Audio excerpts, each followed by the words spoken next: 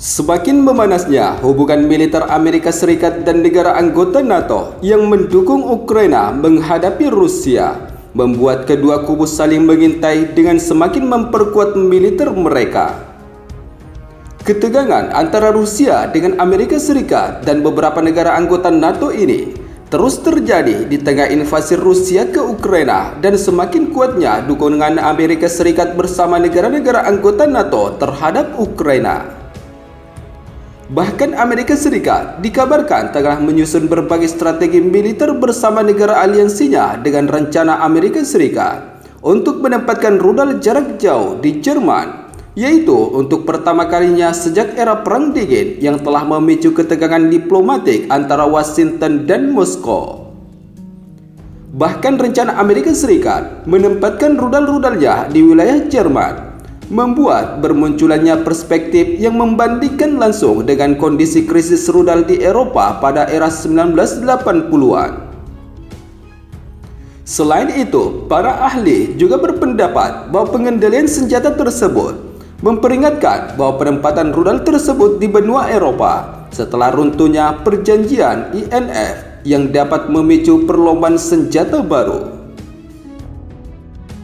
Sementara itu, menurut informasi, keputusan Amerika Serikat untuk menempatkan rudal non-nuklir Tomahawk, rudal SM-6, dan rudal hipersonik di Jerman akan dimulai pada tahun 2026 mendatang.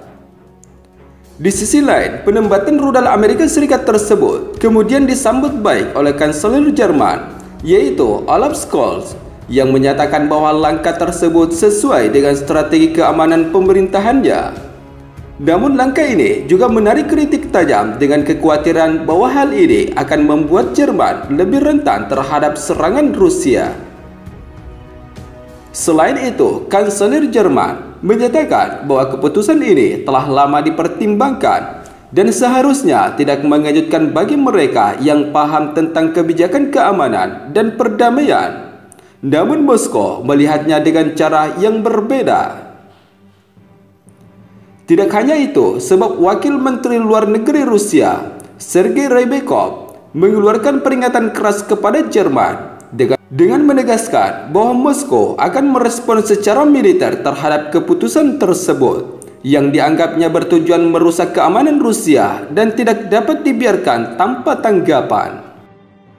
Sementara juru bicara pemerintahan Rusia, Dmitry Peskov, menyebutkan bahwa rencana Amerika Serikat bersama Jerman sebagai ancaman yang sangat serius bagi Rusia yang akan dianalisis secara cermat oleh Moskow, di mana pemerintahan Rusia menegaskan bahwa Rusia akan mengambil langkah-langkah yang terkoordinasi dan efektif untuk mengendalikan NATO.